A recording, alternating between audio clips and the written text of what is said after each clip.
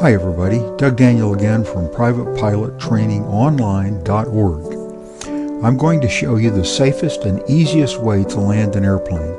This technique works in the most extreme circumstances that your airplane can land. This is a landing. Well, I know it's really not a landing, and it doesn't look like a landing. You see, we don't actually land airplanes. We put our airplanes into a pre-landing attitude at the right point over the runway and the proper airspeed. This is the proper pre-landing attitude for a crosswind blowing from the left. I'm about to show you how to get to the right point in space at the proper airspeed, attitude, and configuration. When you master these skills, you will have landings down cold, guaranteed. Here is a landing approach with the airplanes drawn to scale. Now I'm going to make them a little bigger so they'll be easy for you to see. The wind blows from the left. If you point down the runway with your wings level, you're going to be blown off to the right. If you turn into the wind enough to stay over the runway, your wheels will be pointed in the wrong direction. When you touch down, you will be skidding sideways. The inherent stability of a nose wheel equipped airplane will partially point you down the runway, but with the unnecessary wear to the landing gear. The inherent instability of a tail wheel equipped airplane will try to turn you around backwards. That's called a ground loop. And you will be in for a pretty exciting landing. In a stronger crosswind, even nose wheel equipped airplanes demand proper technique. You might drive off the runway in the direction you were pointed or strike your wingtip on the ground. In a tail wheel equipped airplane, you can expect for your insurance premiums to go up. The solution is to cross control. I'm going to show you how. This is just one of the stages, one of the techniques that you need to learn to get to that final pre-landing state.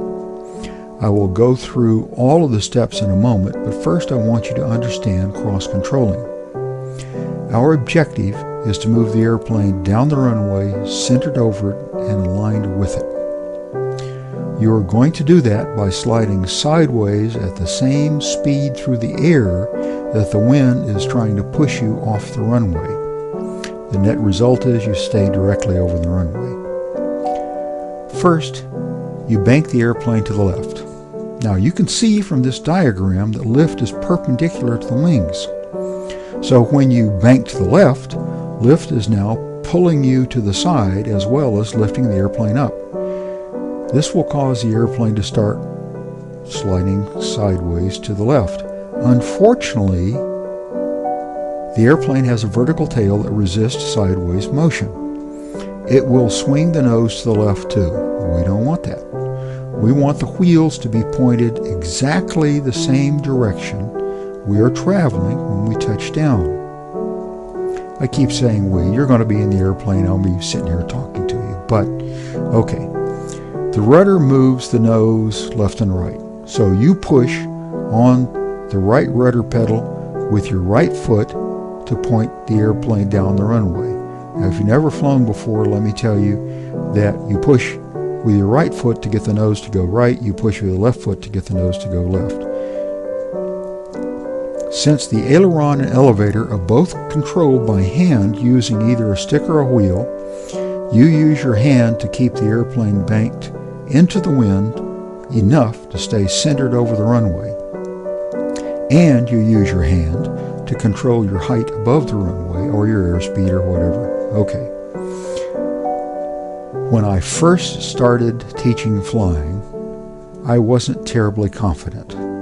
So I did pretty much what other instructors did. But you know, I was completely blown away when I discovered that they did not teach their students to cross control on every landing. It is not unusual for a student to become a licensed pilot before encountering a strong enough crosswind to force him to use or her to use this technique. That's a recipe for disaster, I know. As a new pilot, I had had some hair-raising experiences before I mastered crosswind landings. Once, only blind fool luck kept me out of an irrigation ditch. So, to develop good habits, I use crosswind techniques on every landing, meaning that I force myself to cross control on every landing.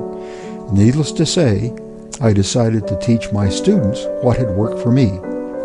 The amazing thing that was when I started teaching cross-controlling on every landing, my students mastered landing much more quickly. They landed with much more authority and confidence. I became a believer. Now, back to landings. Let me get you to that ideal state. We'll do this in 3 steps. The first step is the approach glide. This point we call short final. Your indicated airspeed will be whatever the flight manual tells it. The FAA recommends 1.3 times the stall speed in landing configuration if your manual is silent on this subject. Let me make a very important point here. To master landings quickly, you should use exactly the same indicated airspeed on every approach. Your landing gear will be down, your power very low or idle, flaps full, mixture rich, and carburetor heat on. Your wings are level. You have not yet started to cross control. You are controlling your airspeed with pitch and staying over the extended center line of the runway. You have not yet started to lift your nose to get into the landing attitude. Now you cross control your airspeed. Lower your left wing and push on the right rudder. Focus on keeping the airplane pointed down the runway with your rudder while you keep centered with ailerons and control airspeed with elevator. Here is some life-saving information. If you cannot cross-control enough to stay centered and aligned, you just may not be able to make a safe crosswind landing. When you are about 1 wingspan above the runway, start using your elevator to control your rate of descent. Ignore airspeed. Get completely out of the airplane mentally. You are now entering the second phase of a landing, the transition from approach glide to slow flight over the runway. Use the elevator much like you do the brake in your car as you approach a stop sign. The closer you get to the runway, the slower you descend toward it. The trick here is to keep properly cross-controlled as you descend. Stop your descent at about a foot above the runway. This is the final phase. Your elevator takes on a new role, but you continue to keep aligned with rudder and centered with ailerons. Use your elevator to keep you off the runway. Keep flying at about a foot until one of 2 things happens. You stall and settle to the runway. We call this a full stall landing. Or your pitch attitude increases until it reaches the landing attitude. Once you are in the landing attitude, use the elevator to maintain that landing attitude. Since you are continuing to slow down, you're losing lift, and as you lose lift, the airplane will slowly settle onto the runway. Congratulations. Great landing.